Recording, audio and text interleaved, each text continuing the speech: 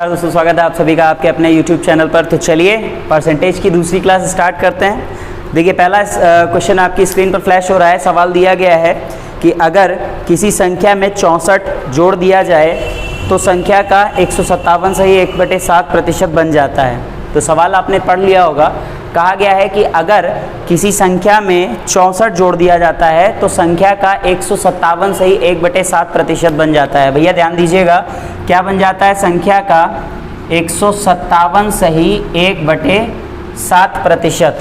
तो 157 से ही 1/7% का मतलब क्या हुआ? इसको अगर भिन्न के रूप में लिखेंगे तो क्या लिखेंगे? 11/7। अब जरा बात को ध्यान दीजिएगा, बात को ध्यान से समझिए। इन्होंने क्या कहा कि यदि किसी संख्या में 64 जोड़ दिया जाए तो संख्या का 157 से ही 1/7% हो जाता है। ये देखो 100 से ज़्यादा है, मतलब जाहिर सी बात है अगर जोड़ रहे हैं तो संख्या बढ़ेगी ही, है ना। तो चलिए देखते हैं। मूल संख्या हमारी क्या थी? 7 थी, और जब ये जोड़ा गया तो हमारी संख्या क्या हो गई? 11 हो गई। इसका मतलब ये हुआ कि +4 करने पर जो +4 का रेशियो है वो डिफरेंस करने पर 64 के बराबर होता है। 64 जोड़ा गया था ना, तो 4 बराबर होता है भैया 64 के। 4 किसके बराबर है? 64 के। तो यदि 4 64 के बराबर है तो 4 एकम 4, 4 एकम 4 छंग 24।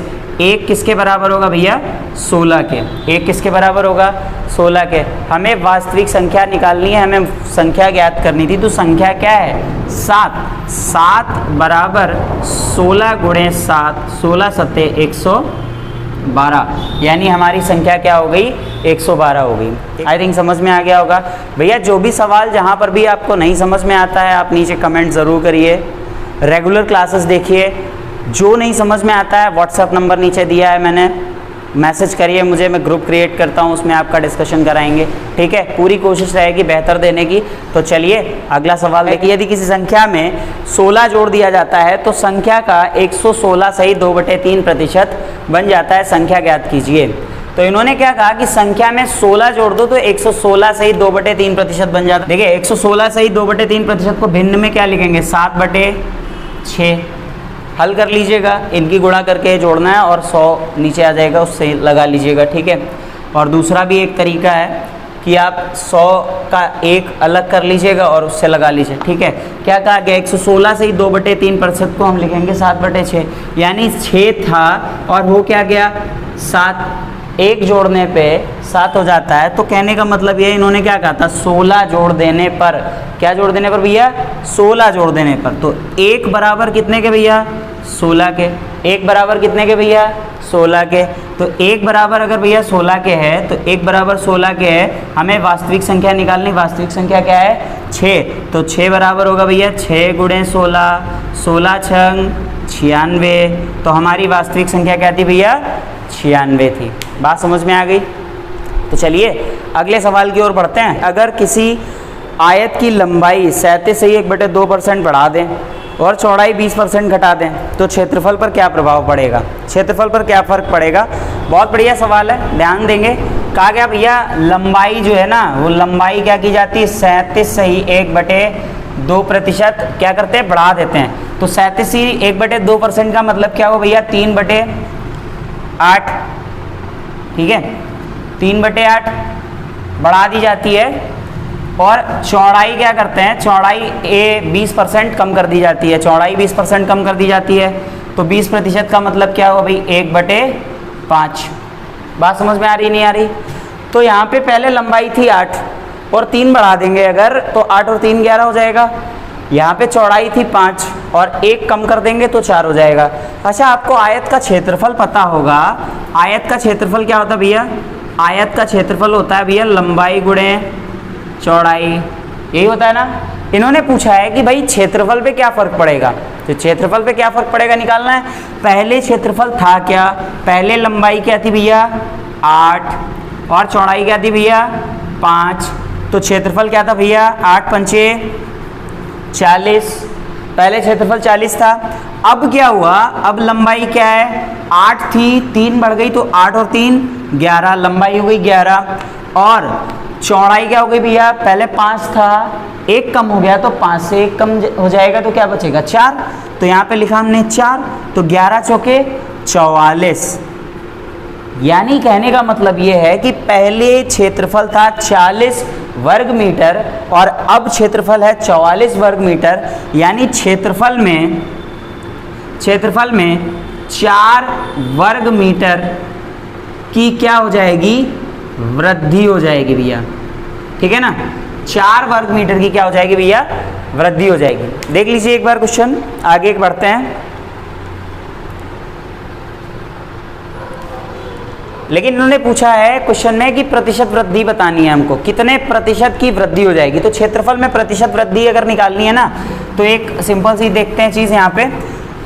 40 था क्षेत्रफल, 44 हो गया, 40 था क्षेत्रफल, 44 हो गया, कितना बढ़ा भैया, 4 बढ़ा, 4 बढ़ा, था कितना 40 था, तो 4/40, और भैया 4/40 का मतलब क्या हो गया, 4.40, और किससे 100% से गुणा करनी थी, परसेंटेज में चेंज करने के लिए 10। हमारा क्षेत्रफल 10% बढ़ जाएगा। बात समझ में आ गई भैया। तो चलिए बढ़ते हैं अगले सवाल की ओर। कीमत में 16 सही 2/3% की वृद्धि होने की वजह से किसी परिवार की खपत 20% घट जाती है। परिवार को खर्चे में कितने प्रतिशत का बदलाव करना होगा, या परिवार के खर्च में कितने प्रतिशत का बदलाव होगा। ध्यान देते हैं क्या कहा गया कि कीमत में जो वृद्धि हुई वो 16 से ही 2/3% की वृद्धि हुई। 16 से ही 2/3 का मतलब हो भैया 1/6, ठीक है। कीमत में 16 से ही 2/3% की वृद्धि हो जाती है, तो हम क्या करते हैं, 20% खपत कम कर देते हैं। 20% हम क्या कम कर देते हैं, खपत।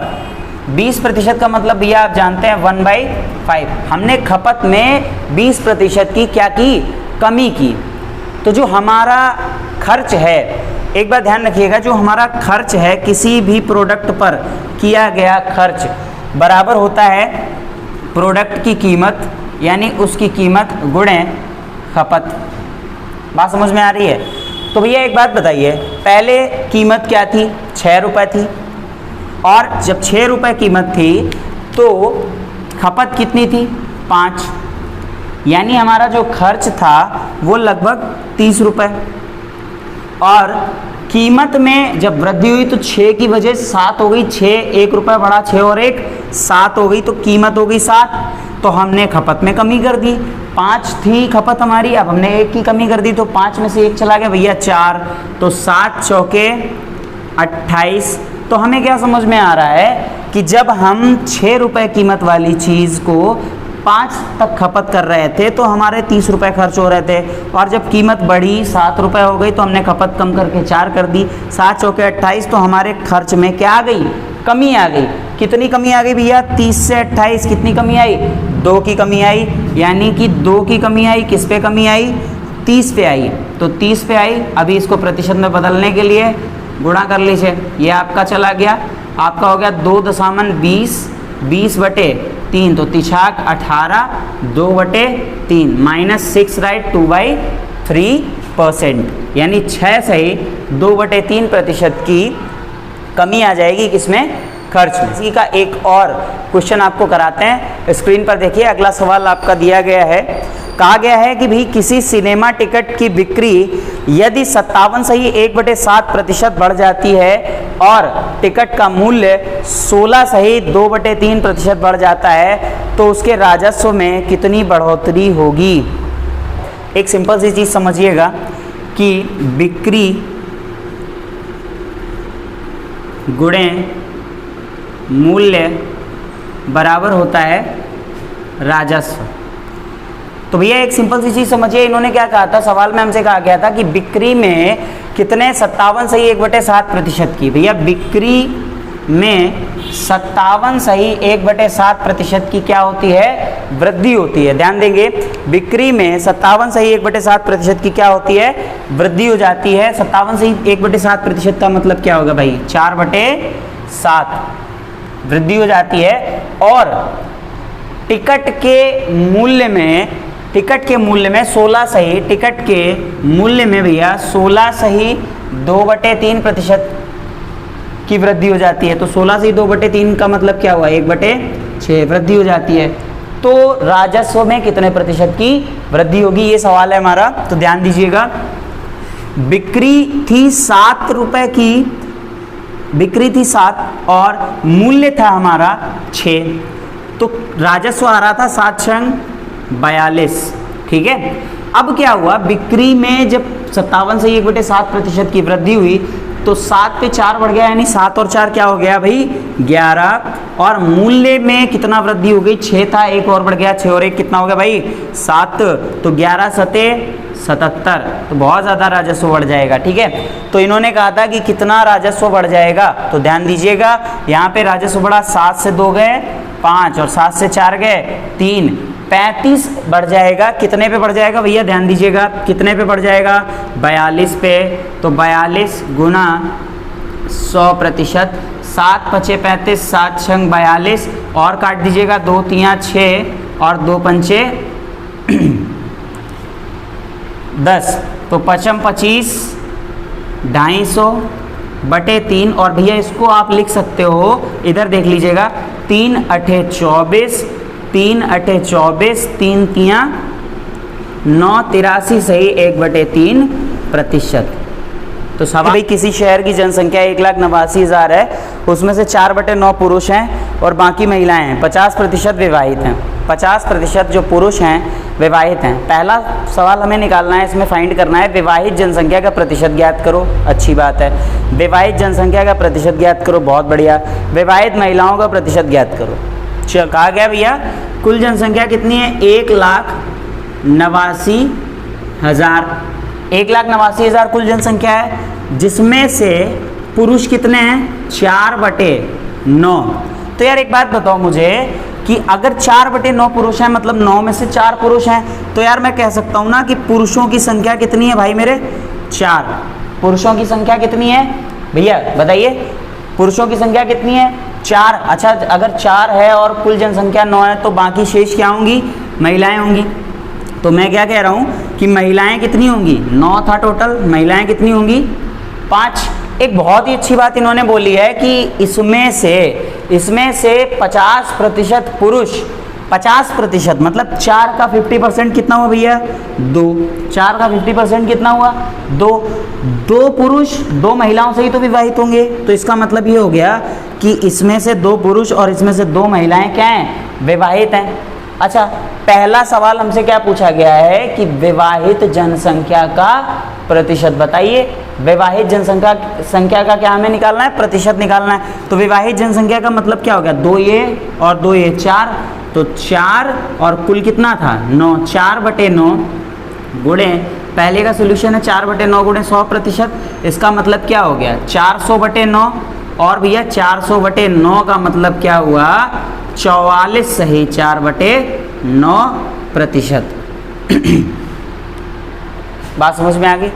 फिर इन्होंने कहा है कि विवाहित महिलाओं का प्रतिशत बताइए। एक बात बताओ यार, महिलाएं कितनी विवाहित हैं 2, महिलाएं विवाहित हैं 2, कितने में 5 में, 5 में गुना 100, बस सॉल्व कर लीजिए इसको, 5 दूनी 10, 20 दूनी 40, यानी 40% महिलाएं विवाहित हैं। दूसरा भी हो गया। तो आज की वीडियो में बस इतना ही, उम्मीद है आपको समझ में आया होगा। चैनल को सब्सक्राइब कर दीजिए, वीडियोस को लाइक करिए, कहीं पे कोई भी दिक्कत आती